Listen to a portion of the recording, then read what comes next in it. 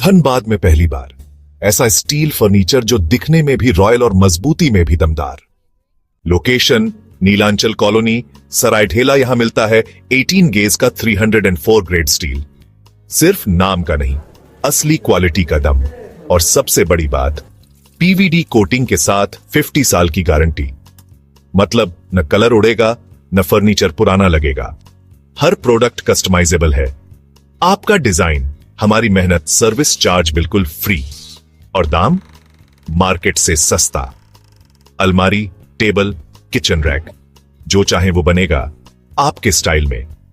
अभी कॉल करें 8789815488 या 9608676782। Chanchala steel furniture, Nilanchal colony, Saraidhela. एक बार आइए, देखिए, फिर कहीं और जाने का मन नहीं करेगा। बिहार के मतदाता पुनरीक्षण के विरोध में महागठबंधन के द्वारा आहूत बिहार बंद का मोतिहारी में व्यापक असर देखने को मिला।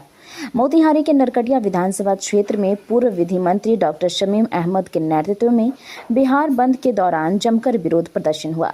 सर्वप्रथम पूर्व मंत्री डॉक्टर शमीम अहमद ने सैकड़ों कार्यकर्ताओं के साथ बाइक हुड़दंग रैली निकाली, जिसमें बाइक पर सवार होकर खुद पूर्व मंत्री डॉक्टर शमीम अहमद बंजरिया थाना क्षेत्र नेशनल हाईवे 28 संकट ढाबा के समीप पहुंचे, जहां नेशनल हाईवे को पूरी तरीके से जाम कर केंद्र और राज्य सरकार के विरुद्ध जमकर नारेबाजी की गई। इस दौरान नेशनल हाईवे पर मोतिहारी बेतिया रक्सौल के दोनों तरफ लगभग 3 किलोमीटर से अधिक दूरी तक छोटे बड़े वाहनों की लंबी कतार लग गई।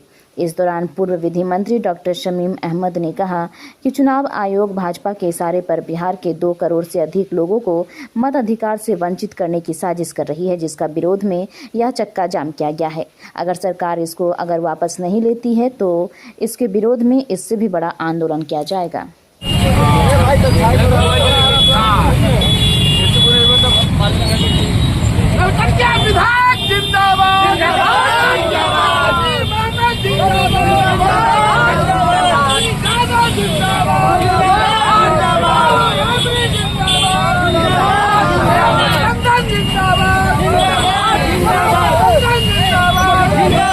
फरमान के खिलाफ चक्का जाम। ये फरमान इसलिए जारी हुआ है कि यहाँ के गरीब के वोटों को काटा जाए, उसके वोट से कैसे वंचित किया जाए, ये साजिश चली है। जो लोग बाहर हैं पलायन कर गए हैं, 1 महीने में नहीं आ सकते और ऐसे लोगों को नाम काट दिया जाए कि वो वोट देने से वंचित हैं। जो लोग पोखरे पर हैं, भिंडे पे हैं, जिसके पास घर नहीं है, उसके पास इस तरह की तुगलकी फरमान जारी करना गैर संवैधानिक है। ये संविधान पे खतरा है। ऐसे चुनाव आयोग को जल्द से जल्द ये फैसला वापस ले। चुनाव आयोग के द्वारा ही जब से चुनाव प्रक्रिया भारत में शुरू है, तब से चुनाव प्रक्रिया के कार्य सारे चुनाव आयोग देखते हैं। हर साल वोटर लिस्ट में नाम उन्हीं के द्वारा जोड़ा जाता है। वोटर लिस्ट का प्रकाशन उन्हीं के द्वारा होता है। वोटर कार्ड उन्होंने बनवाया। और क्या आप पड़े कि 1 महीने के अंदर सारे लोगों को, जिस वोटर आई कार्ड को उसी ने लागू किया, सबको आधार कार्ड से लिंक कराया।